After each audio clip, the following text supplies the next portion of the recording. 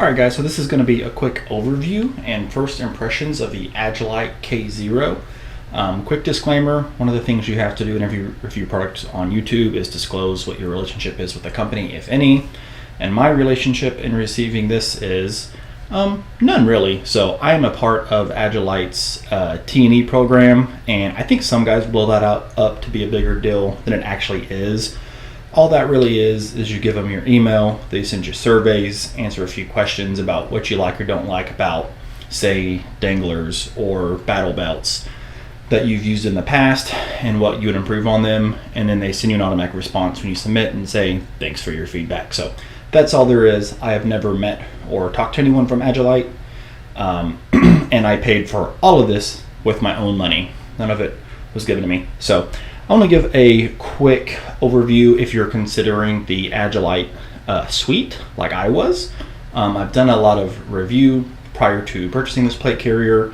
A lot of it seems kind of like that TPA, third-party advertising. And there's a couple things that I noticed that jumped out to me right off the bat with a few of these products that I want to talk about and give my initial impressions. So in no particular order, I think one small low-hanging fruit is these spear tubes. Now these were not very expensive, and I wanted to swap out both just so I could get the plate carrier off quickly if needed and not wear out my Velcro. I would have liked to have seen them just include those. I think that would be a huge value add and give a lot of adaptability and modularity to how different guys like to run their kit.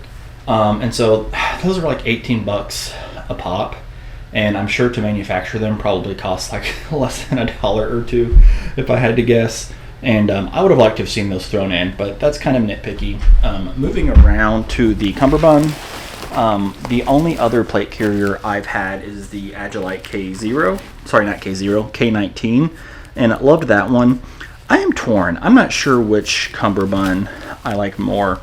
When I first put these on, this isn't very... it's not very stiff, but when I put it on, it just felt like this was kind of digging into me. Like, just feels like there's pressure inside of the molly there. Again, it's not bad, it's not uncomfortable, but it's something that I initially noticed, and I just wonder if with long-term use, when I do an actual review and not just an overview, if this is something that I will like or not like, but I'll come back to that. Alright guys, so when I initially put this carrier together, one of the things that I noticed was I felt like these were digging into my sides, especially pressure points where this molly padding is. The more I wear this thing, the more it breaks in. I'm noticing it less and less, so perhaps it's just a break-in period. Thumbs up on this so far. But besides that, the spear tubes work really great. They come on and off easily, but they seem to hold, and I don't dislike the cummerbund. I went with the AG3 placard. One of the things I want to say with this, I was kind of debating because of this. I do like these pull tabs. I like this rubbery, grippy piece that they've got. But I was previously running a triple S-Tac Kiwi, and I probably, first impressions, again, sometimes what you're used to is what you like. It's like when your phone runs an update and you hate the update, and then you get used to it, and then your phone runs the next update and you hate the update because you're used to the old one. It's one of those things where initially I think I might prefer the S-Tac Kiwis, but I don't hate these. But especially for security and not losing my mags, these are pretty cool. So anyways, that's the AG3 placard. One thing, and this is what I'm curious from the audience, I purchased the Hesco M210s, I believe they were called. Yeah, I purchased these from T-Rex Arms. Real quick about these, I purchased these at the exact same time that I purchased the Agilite stuff.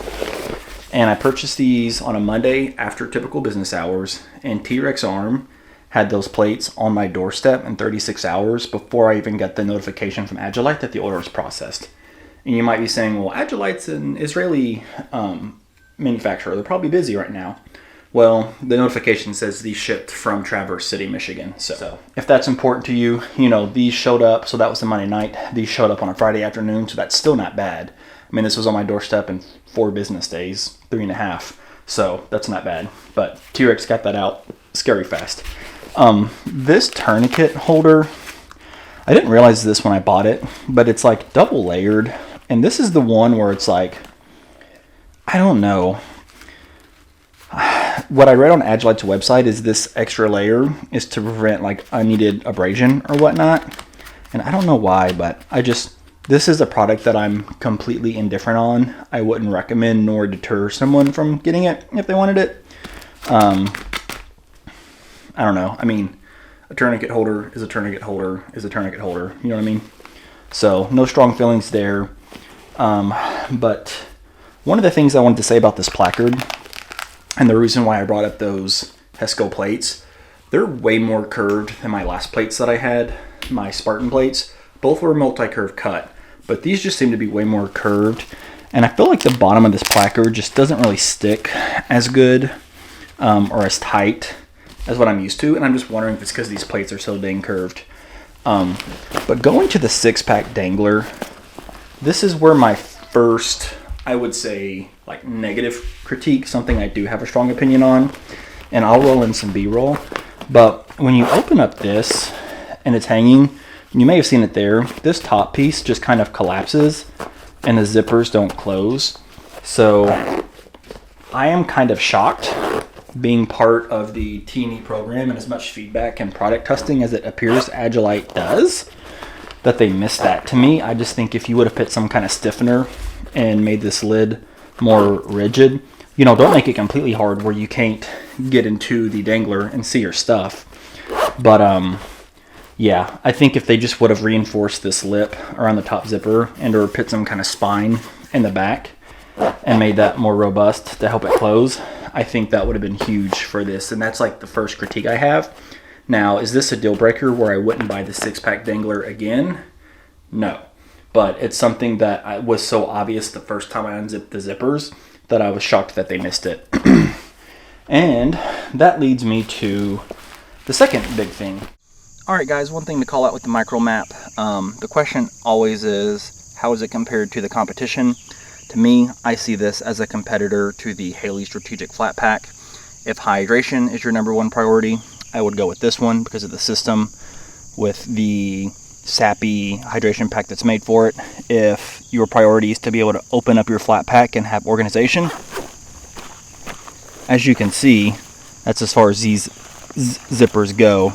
And your Velcro is only on one side of the flat pack. So on this outer side, there's no Velcro. I think if you were going to put Velcro only on one side, given that the hydration pack rides against the back, I would have liked to have seen that on this side.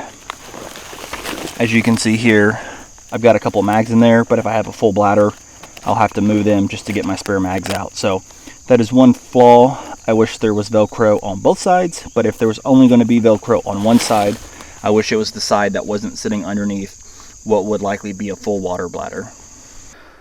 Let's see, is there anything else I've forgotten? The shoulder pads. This to me is the biggest upgrade from my Agilite K19. This is a net upgrade because the padding is where you need it, and I do get a much better stock weld with my Freedom Stick than I did on the K19, because my K19 had a buckle like right here, and yeah, couldn't even comfortably sit on there without putting it way outside my shoulder pocket. So straps, net positive. Anyways, those are just my quick high-level impressions. It took me about, honestly, an hour to set this thing up, and most of that was in getting these spear tubes. But once I figured it out, it was so simple. I was like, how did I miss this? But I am dumb, so there's that. But those are my first impressions. I've had this thing about 24 hours. I've been wearing it around the house. I cooked breakfast in it this morning. I shoveled some mulch last night in it, and I've walked around and larped a bit. But yeah, so anyways, that is my initial overview of the Agilite K0. Overall, I'm glad I have it. Some of these little additional pieces they give you to route this are good. I wish they would have given more of a certain type. I really don't know how to run this. I need to figure out how I'm going to run this, but overall, I'm net positive, and I'm not missing my K19 too bad right now. I'm glad I had this one, but I will post an updated review once I use it more. I'm sure I will find more things that I like, more things I will change, or maybe some things where maybe my opinion flips. And so I'll keep you updated on all that along the way. Do me a solid. If you enjoyed this content and you like this kind of gear stuff like I do, hit that like, subscribe, leave me a comment. That's the best way to boost the channel, and I'll see you on the next one.